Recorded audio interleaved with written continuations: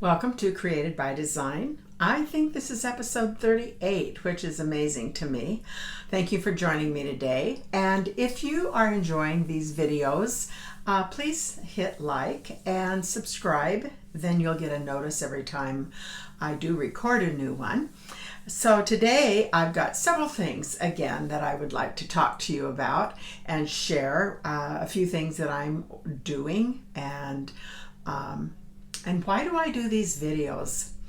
Well, I started back during COVID time just to find a way to stay connected, and I've really enjoyed it, and I've gotten some really nice correspondence from a number of you and from many places in the world. So I've just found that I really do enjoy it, and hopefully you're being encouraged with whatever you create. It doesn't always have to be about knitting. I do a lot of knitting, but I do some other things too. And lately I've gotten involved in the last year in making sourdough bread. And I took on the challenge of making my own sourdough starter. And I don't see myself doing a sourdough video because there are many sourdough videos on YouTube, and that's actually how I learned to do it. I just started watching a lot of different videos, and there are as many different ways to do sourdough as there are different ways to do knitting and yarn.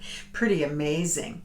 And it actually, when I first got started with it, it was kind of overwhelming, like, okay, where do you start?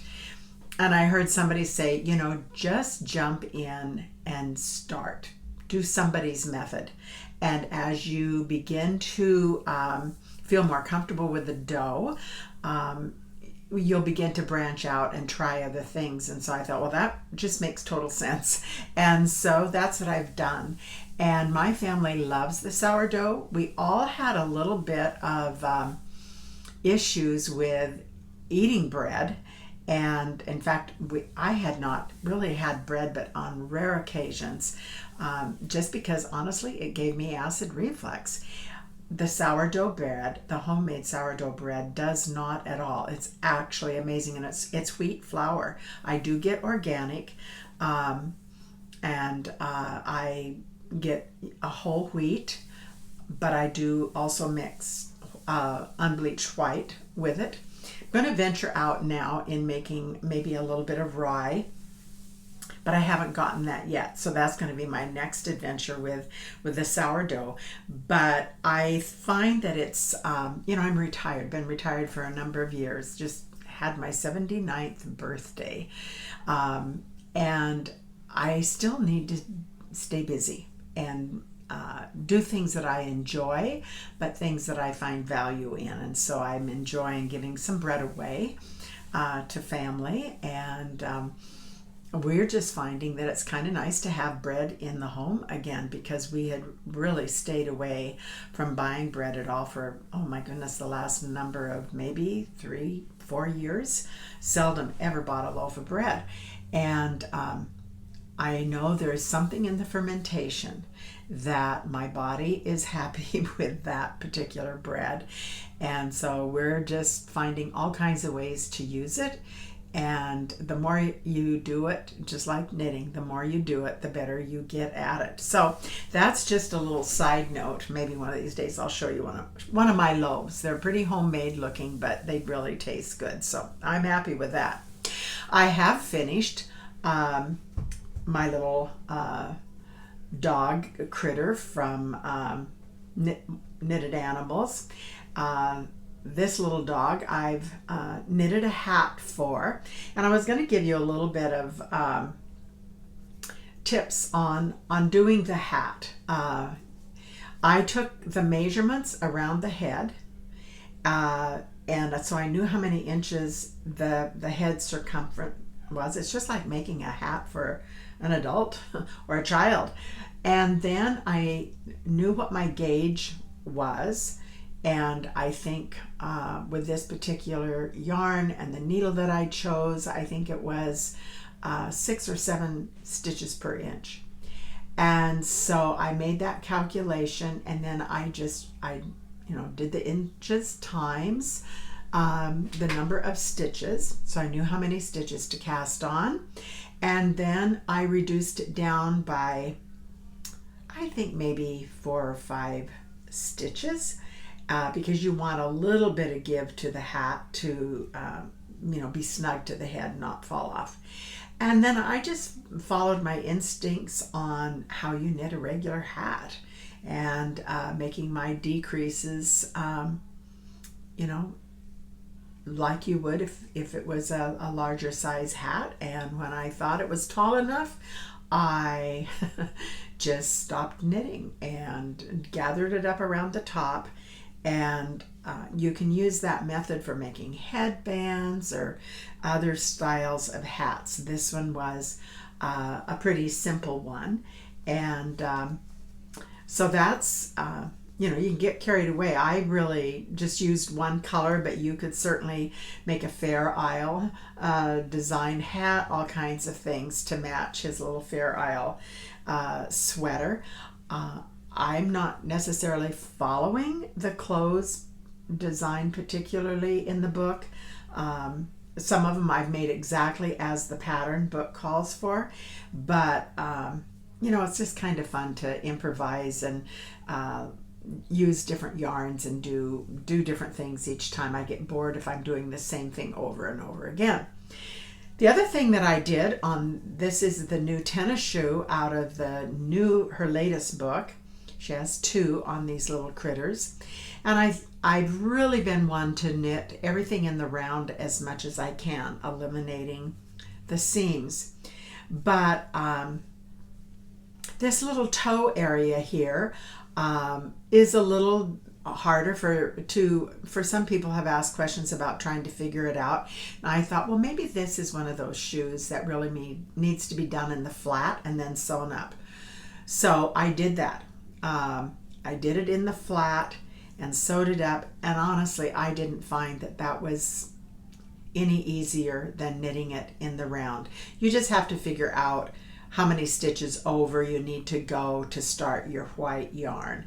And if you've made the other tennis shoes out of the first book, which is a different toe on that shoe, but if you've done them a few times, I think you can figure it out. So I'll be going back and knitting the shoes in the round like I had been doing, but I just thought I'm going to try it and see how it works. And I really didn't find an advantage for doing it flat and then sewing it up. So I'm pretty pleased with him, and I think he's kind of cute. I think they're all cute, quite frankly, and they all are different. They all have their own personality, and I'm going to start another one here pretty soon. I don't have one on my needles at this point in time, but I think I might do the lion. I've seen some that have been posted on the Facebook group, and they're so cute, and you can just dress them up so differently, but I think the lions are really cute. Some have left the manes a little longer. I noticed some have shortened the manes up, and it just doesn't seem like it makes a difference which way you do it. They're always so cute. So I think that'll be my next little critter project, will be a lion. And then let me put my little guy down over here. Behind me I have the baby blanket that Grandma Judy, Great Grandma Judy, and I'm Great Grandma Linda, we have been making this for our newest granddaughter that's going to be born in a couple of months, and we almost have it done, but the top of it is all knitted. And I'm going to show you the book first before I go any further that I got it out of. And guess what? The cover is missing, because a couple of years ago one of my precious little puppy dogs got into this book and chewed on it a bit. But so the cover is missing. But it's www.go-crafty.com. I want to give them credit for this pattern. We changed it up quite a bit, but a couple of years ago, 4 years ago exactly, we made this little blanket with all the cars and made it rather true to the pattern, but then we put, like this one over here, we put a flannel backing on it. This one has a gray flannel, and the cars had a camouflage backing because Daddy was in the Army at the time. And we changed up one of the cars. I'll hold this up so you can kind of see the cars. We changed up, oh, that's upside down. There. We made one of the cars an Army Jeep. And we thought that was kind of fun since Daddy was in the Army at the time. And on that one, like I said, we made a flannel backing. And then when the baby was born, my sister has an embroidery machine, and so we had her embroider on a flannel red heart, time, weight, those particular things, name of the baby, and then we sewed that on the back of the blanket by hand. And it was I don't know, about 6 inches by 8 inches, so it was a decent sized heart on the back. And we're going to be doing the same thing to this one. But I just wanted to talk to you a little bit about my experience. You know, the knitting side is very stretchy, and of course your flannel side there's no give. And so I was very grateful that I have the blocking boards that have a grid, because we were able to use that to really block the blanket afterwards, get the edges laying straight. I was going to show you a picture of the blanket that we got the inspiration from. It's in here. I should have saved that page. I will show you this. I made a grid for the sheep. I took it out of the book, and so we knew when we knitted that sheep in the intarsia method, that's how we knew exactly how many stitches to stitch over. And then we added some stripes to our blanket. So we changed it up a bit. We took the sheep off of one pattern that she has in here, and then we kind of did this idea. See, there's stripes and then solid squares. This was a giraffe, which also was very cute, but the sheep, we gave Mama some options as to what she would like to have on the blanket, and she chose sheep. So in this book there is a little sheep pattern. We got an acrylic yarn here that we used for the sheep, and it's real fuzzy, so it really gave the sheep some texture. And then there is a little eye over here that's in black, and then we've done the little feet in black. And then just did some solids and some different size striping on the blanket. I have these pins here because we're now going to tie the blanket. It'll be tied with a knot that'll appear on the flannel side of the blanket, but we'll do a crisscross right here at these intersections. And so the back and the front will be connected that way. There is no stuffing in between. Doesn't need it. It's a fairly warm blanket.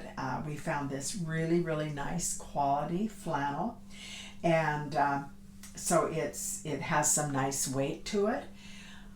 But back about the grid, because we had the blocking board with the grids, it was easy to lay this out and really follow the lines on the grid and fold over. I made an inch wide hem, and it's 3 times I folded, so there's 3 layers. I folded it over twice, and then all of this is sewn down by hand.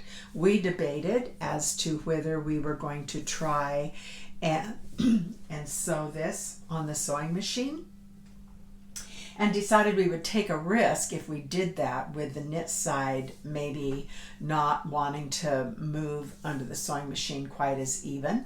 And so we just went ahead I went ahead and sewed it by hand. So there's nice little stitches all along 1 inch in, and I used a double thickness of thread, to just regular sewing thread. I didn't actually even have quilting thread, so I did a double thickness. I think it's nice and secure, and I'm pretty pleased with the way that it turned out. So maybe we'll show it one more time after we get it tied. So nice to have that project almost done. We'll get it done before the baby arrives for sure. So that's a almost completed project.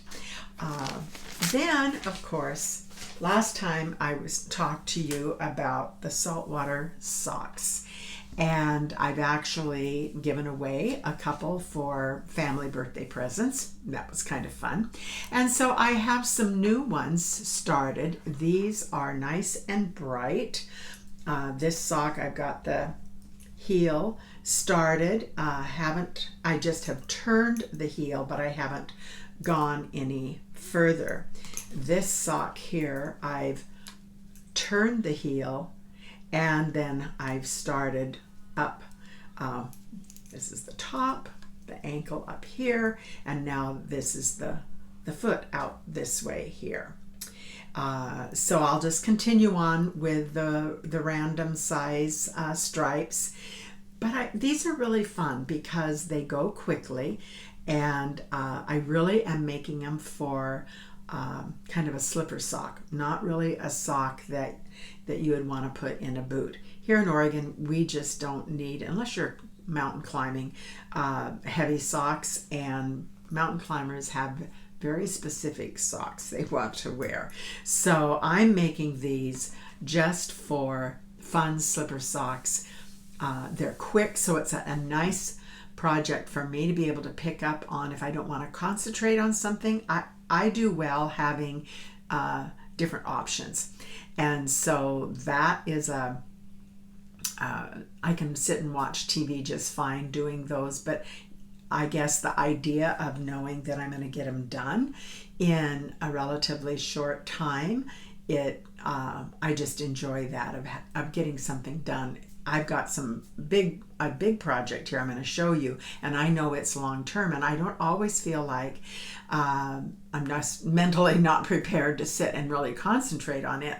So those slipper socks, very little concentration needs to happen.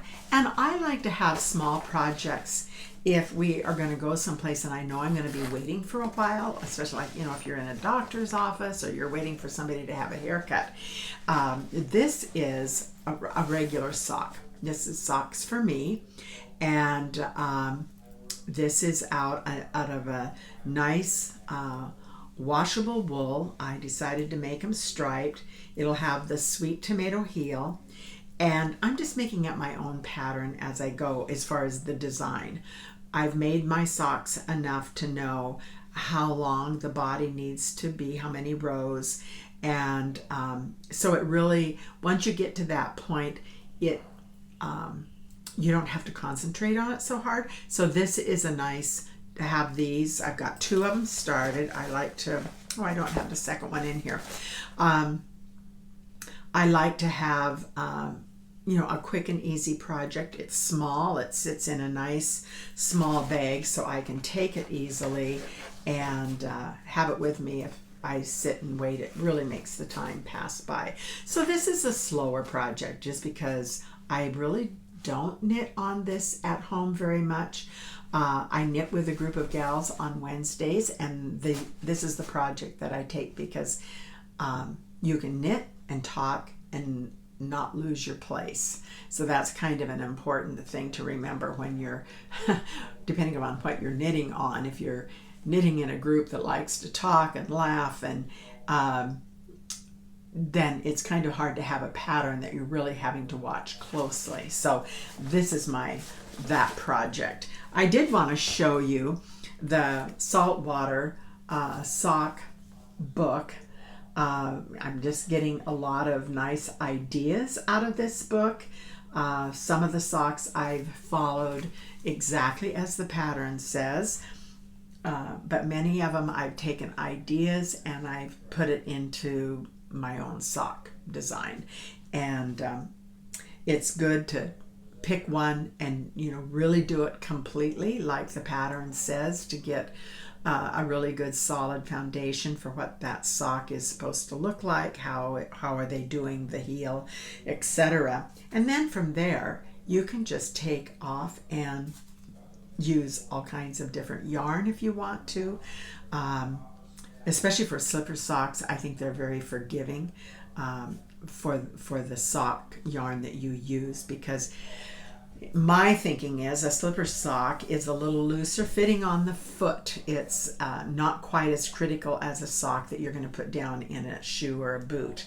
And so you can use some yarns that are not, maybe they don't have quite as much nylon in them.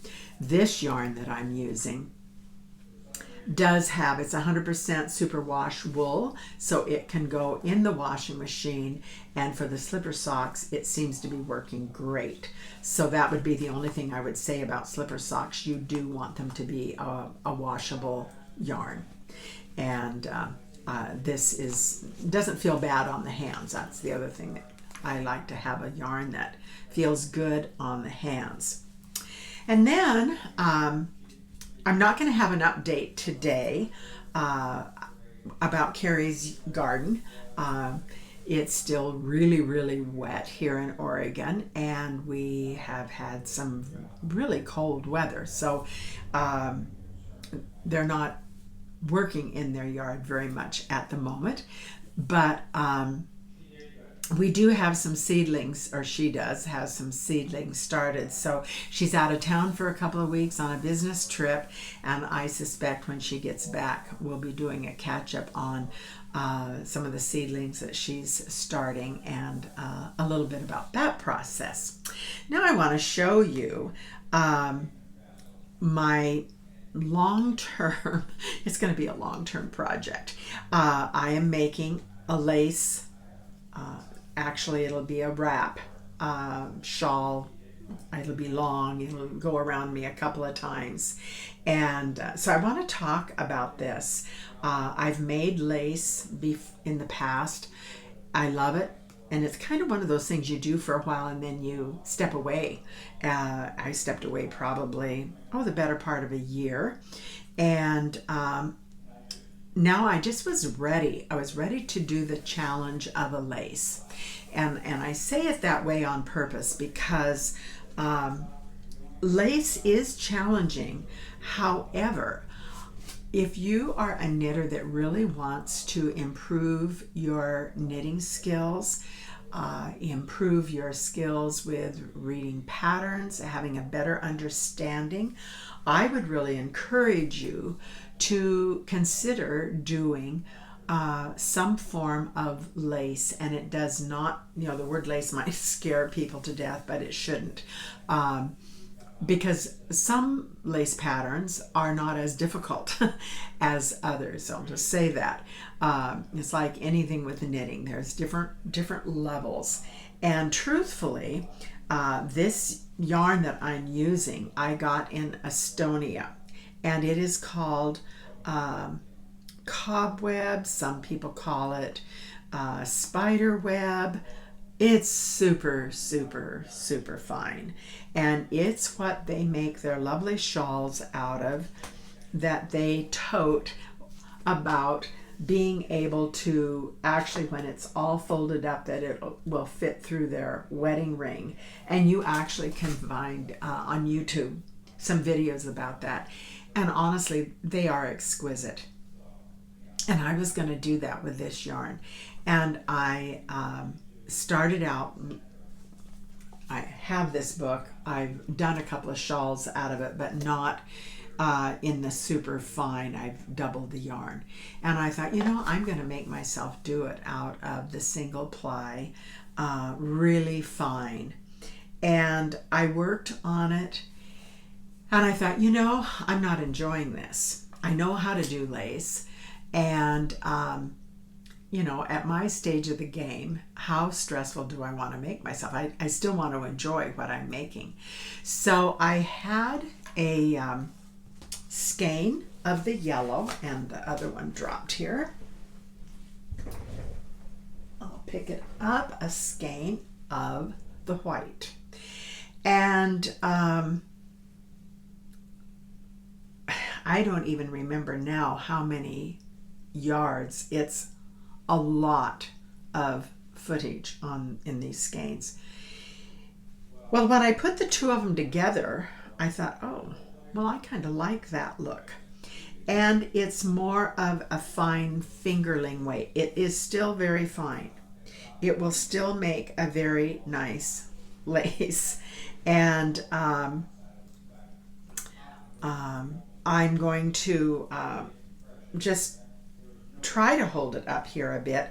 Actually, I think probably what I will do is I'm going to turn my camera around and because there's some things that I want to go in detail about lace patterns. I really do want to encourage anyone that is thinking about how do I increase my knitting skills and it not be overwhelming. So I'm going to turn my camera around so you can get a better look at this, and I can show you the pattern in a little bit better way. Okay, here is hopefully somewhat of a close-up of the lace that once it's blocked, it will actually get stretched out, opened up a little bit more, so you really get more of the detail. And I think this will be a really lovely spring time is what I'm thinking. Here in Oregon, we have cool evenings and weather in the spring right up until June and July, and then again in the fall. So I think this is a shawl scarf that I will really enjoy. These are the two colors that I'm putting together. So I'm working with this in two strands, and it's going to work beautifully. I'm going to be just as happy. I wanted, since we got this in Estonia, I really wanted to get it made up and really preserve it, because that was a fun day to get to go to this particular yarn shop in Estonia, and it is a local yarn there. So a little bit about lace and how do you choose, and why am I encouraging you to do some lace. Well, you end up with a really nice product in the end, but you learn so much. And you can imagine repeating these motifs. If you've got, a good size shawl, you learn some stitches that maybe you've not known of. So how do you choose a pattern? Well, you want to choose it carefully. I will have to say, I've started with some patterns. Once in a while I'll pick up, and I'm all supportive of Ravelry, but if it's someone that is writing a pattern, they've not written a lot of patterns, there's a big difference in patterns, and you really want to go with someone that's been proven, that really know how to write a pattern well. It would be like getting a road map with, half of the signs not described or in the proper place, and a pattern is really critical, especially in lace, because you're going to look at it and you're going to think, oh, this is so complicated, and it doesn't need to be. First of all, if you don't know how difficult a pattern is, then go to a good yarn store and ask for an opinion, because most experienced knitters would be able to help guide you. In this particular book that I picked up, it's by a Nancy Bush. Her patterns are written very well. I think someone that has put out a quality book like this usually probably also has pretty good written patterns, but that's not always true.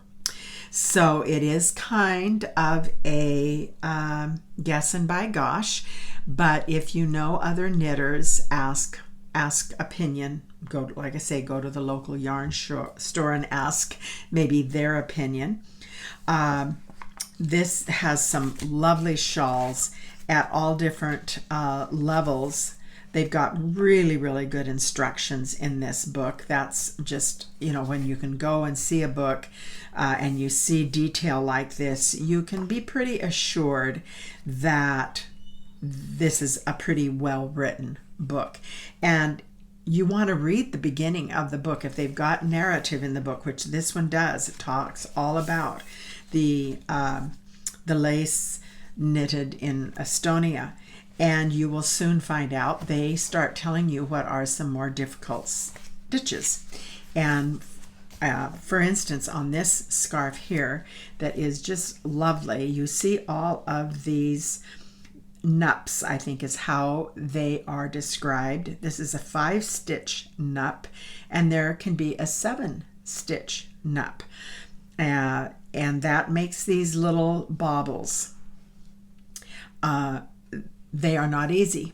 So I would not choose a lace pattern that had a lot of those or any for your first experience. I'm going to go over here. This is the page where my pattern came from. I have allowed myself to cut my books apart. This is a picture of the scarf that I'm making. And there are nups right here in this motif here. And then there are no nups in this part, but this area here will be repeated at the other end of the scarf. I did do a scarf that had quite a few of these nups, and they are very, once you get down how to make them, they're very possible to make, but it's all about your tension and not getting your stitches too tight. So don't be afraid if there's a few difficult stitches. Just remember you're not doing that in this particular case, the whole scarf. Also, the scarf is broken down. Some of it is written out, but most of it is put on a chart. And this chart here is this portion of the scarf, the very first where this, get it over here. It's this first section right here. That's this grid. And if you've got a good pattern book, they're going to tell you exactly how to read this. And they've got blue lines in here that indicate a border, and then they've got red lines which indicates the repeat. But if you trust your pattern and you do exactly what it says to do, it will flow beautifully. They always give you a description of what the different icons are in the little squares, mean different type of stitches. And like I said, in this book, they give very, very good description as to how to make those stitches. And I just think making lace, and you don't have to make, by the way, a big scarf. You could do a narrower scarf. You could do a cover for a pillow. You could do a small throw for a tablecloth. Out of, I would use a different kind of yarn, but it's just, if you're wanting to expand your knitting skills, I think lace is underrated, actually. I think there's so much to learn from it, and you do end up with just a beautiful heirloom, maybe, for passed on years later. They'll talk about you saying, oh, grandma so-and-so made that.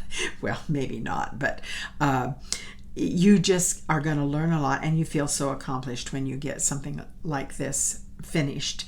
But it improves all of your knitting skills because there is a discipline with it.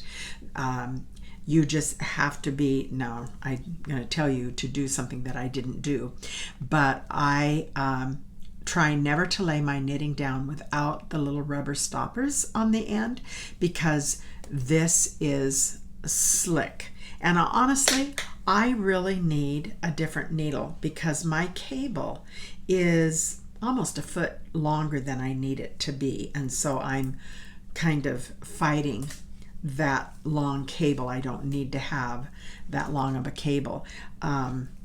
I just have so many knitting needles. I hated to buy another needle with a shorter cable. So this one's working. Then you can also see right here this pink yarn running through here. That is what they call a lifeline, because if something happened that you drop stitches and you lose what row you're on, it's very hard in lace to find where you ended off if you don't have a lifeline. So when I put this lifeline in, I just put some pink yarn. I did it so you could see it on a needle, and I just ran it through right where my needle was, and then I marked down on my piece of paper over here, lifeline is on row 5. So I know I can go back to row 5 and know exactly what row that lifeline is on if I have to unravel down to that point. I hope I don't have to, but if I get up another foot or 8 inches or so, I'll probably put another lifeline in. I've done lace without doing a lifeline, but let me tell you, it's kind of a good thing to have there, and you think, oh, I'm just going to be careful. I don't need to do that. Well, accidents can happen to the best of us. So I'm just trying to set you up for success and give you reasons why not to be afraid of lace. The other thing that I do with lace is I use markers. Not all of my knitting do I use markers, but lace, you want to use markers. And I had some littler ones on here instead of these bigger rings, but honestly the little ones could get between the next 2 stitches. I don't know how they would work themselves over there, but they would. And they were kind of oval shaped, and I've gone to using these bigger ones because they can't get in under my stitches somehow. So that's why I'm using, normally I don't like to use these bigger, these are a softer kind of rubbery plastic. They're not hard, they're flexible, and they seem to be working really well. So that's the other thing you want to do, is you want to have your markers in. I do it at the repeat, so I can easily, if I've dropped a stitch or if I've not done a yarn over, or I've lost a yarn over, I can quickly go back and find it. So that's the other thing. Lifeline, markers, have a good needle. By that I mean this is a very fine point. It's called a lace point needle. There's other names for it too. This is an Addy. I love the Addy needle. I had a wood needle that I actually liked with this yarn because it's pretty slippery, but my wood needle did not have as fine a point. So I had to decide, was it more important to have the finer point or not so slick of a needle? And I chose to go with having a fine, nice point on my needle. Now, there are nice wood needles out there with a nice fine point. I just don't have one, so I'm using what I have. This is an Addy, and I like the Addy because the flexibility of this cable. There are a lot of knitting needles out there lesser expensive than Addy, but their cable is not as flexible, and I just like the flexibility of Addy. I don't get paid for saying that. I'm just telling you what I like to use. So good needle, marker, lifeline, pick a pattern that you feel is going to give you a little bit of challenge, but not overwhelming. And You might start out on a motif and say, you know what, I don't think I like it. Then there's many more to choose from in a book like this of different levels of difficulty. And this book does not grade. Some books do tell you the level of difficulty, but honestly, you can kind of look at it and see here, for instance, this area is different than this, but all of this, the body of this shawl is just repeating the same, pretty much the same stitch combination over and over. And so once you get down what's happening here, then you're home free pretty much for the rest of it. The other suggestion I would also say, if you've never done some of these stitches before you jump in and really start working with the lace that you bought, make yourself a sample and take on one of the motifs and maybe, cast on what would be like a 6-inch square, and maybe do it in a yarn that's just some leftover yarn. Don't use your good yarn maybe that you're going to put in your scarf, and just do some sample stitches on that so you know what they're supposed to look like, and get that done before you start making them into your scarf. That will take a lot of the fear away. If you kind of already know how to make that stitch and what it's to look like, you're not going to be frustrated on your project. It'll make the actual project go smoother. And just take it like I'm kind of doing a learning experience. You're going to actually do some homework before you actually get into making the project. That also will set you up for success. The other thing to know about this pattern is on the front side, it's always knit, and this is where the pattern is here. I'll try to show you, like row 1, you see some diagonals and then some little circles. The little circles are the yarn overs, and that's the knit side or the front side. And then when you turn to the back side, you purl all the way back. In other words, there's not a pattern on the wrong side. It's purl all the way back. Some knit patterns, some lace patterns have design on both sides that you're having to follow real close. Well, on the pattern grid here, you can see my second row here is blank. There's nothing in there other than down here some dark knots, and the V is slip the first stitch, and then these are the little dots are knit stitches, and then the blank on the wrong side, or we'll call it the purl side, these are purled all the way back, all the way across until you come to the border at the other end of the row. So every other row is a purl row, and that's pretty mindless knitting. But some patterns are, like I said, have an actual pattern design that you have to watch for. I wouldn't recommend that to be your first project. Be easy on yourself. Have it be a knit on the way back, or a purl, and so you're just on one side. Your knit side is where your design is going to be made. So that's the other thing about the pattern to watch for.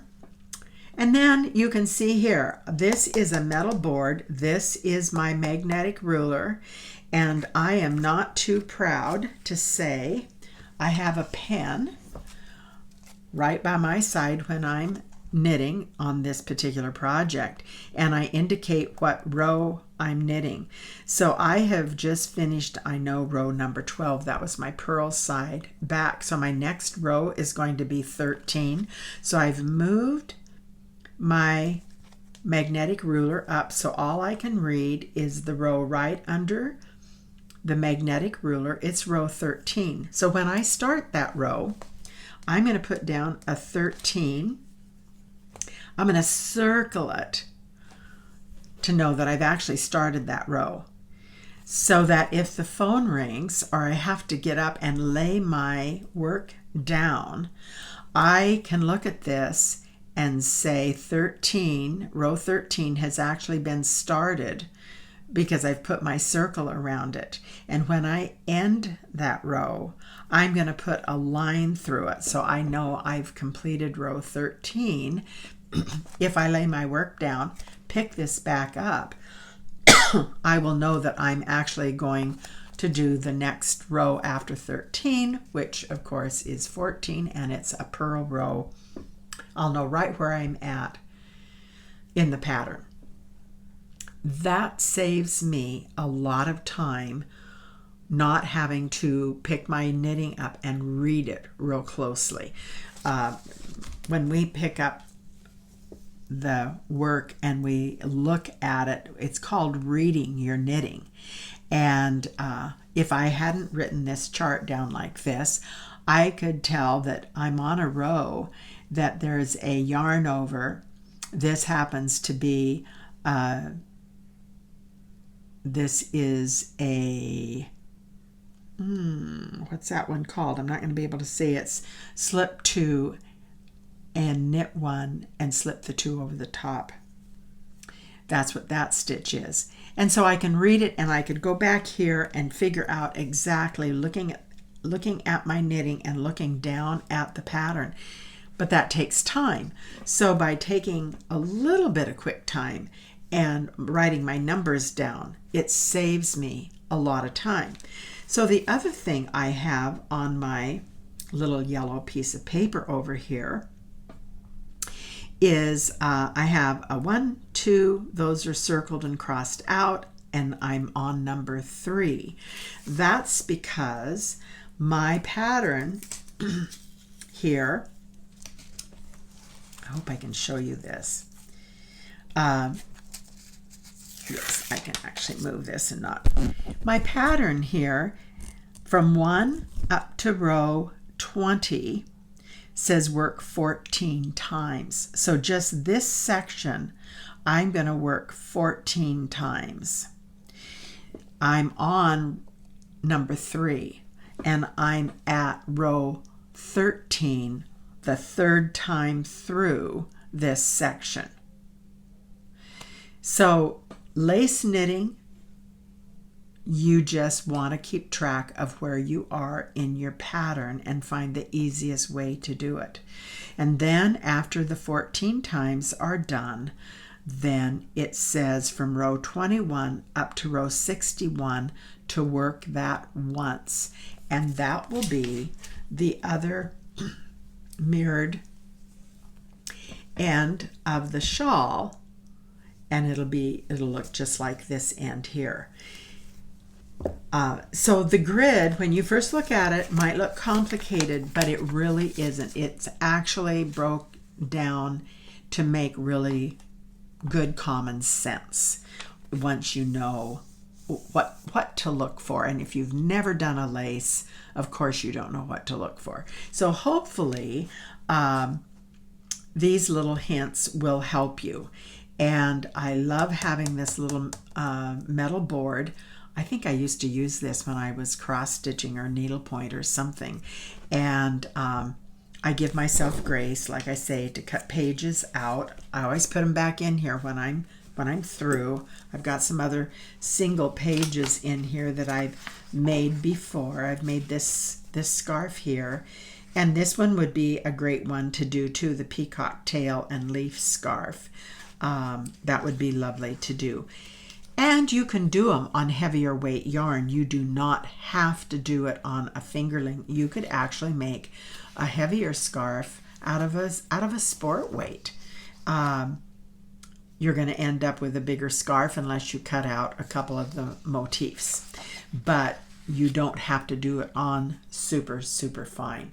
You could do a little bit heavier fingerling weight yarn, and that's all by choice.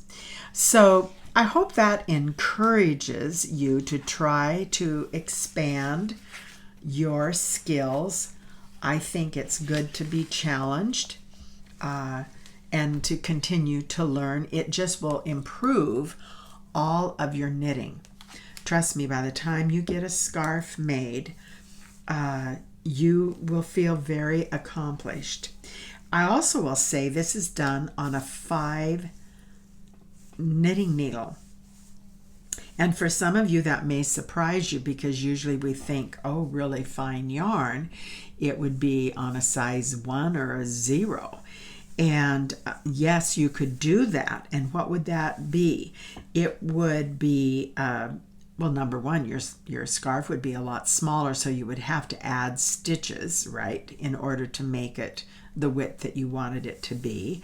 But it wouldn't be, it would be finer in some ways, but in other ways your stitches are going to be a lot closer together, so it will be more dense.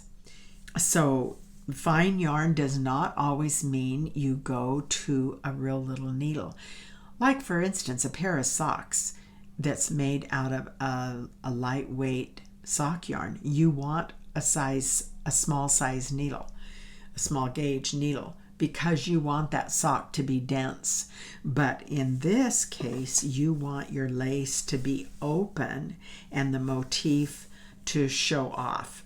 And if we did it on a small needle, you would have lots smaller openings and you would have a whole lot more stitches. But in this book, this Estonia book, with all these beautiful shawls that are just gorgeous, they do it on a 4 or a 5 needle, and for the most part.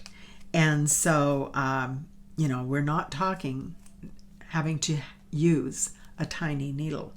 Like for the little critters that I make, I'm doing a 2.25 needle for the body. So this size 5 needle that I'm working with is considerably larger than what I would use for the critters, for the yarn that I'm using.